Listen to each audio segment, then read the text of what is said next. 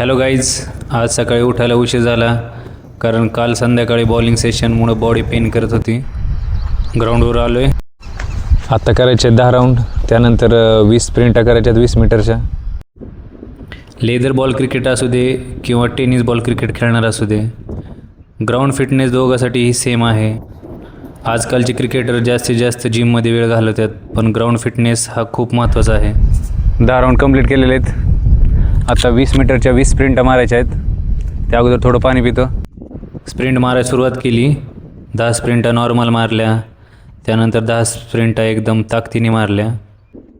Ground workout complete झाला. त्यानंतर गेलो घरी. रात्री भिजवून ठेवलेले कडधान्य बॉईल करून खाल्ले. दुपारी रेस्ट केला. त्यानंतर 4:30ला निघालो बॉलिंग प्रॅक्टिससाठी. नेटवर आल्यानंतर केला बॉलिंग ड्रिल. बॉलिंग टाकायच्या अगोदर या ड्रिल करणं खूप महत्त्वाचं आहे. त्यानंतर घेतला पॉवर बॉल, नॉन बॉलिंग आर्मसाठीही खूप महत्त्वाचं आहे. त्यानंतर केल्या ड्रिल. आज बाउन्सर आणि गुड लेंथ हिट करायचं होतं आणि बाउन्सरचं टार्गेट पण हिट केलं मी. 7 ओव्हर बॉलिंग करायची होती, त्या कंप्लीट केल्या. आज दिवसभराचं जेवढं शेड्यूल काढलं होतं तेवढं कंप्लीट केलं. आजचा वर्कआउट कंप्लीट झाला. भेटू पुढच्या ब्लॉगमध्ये.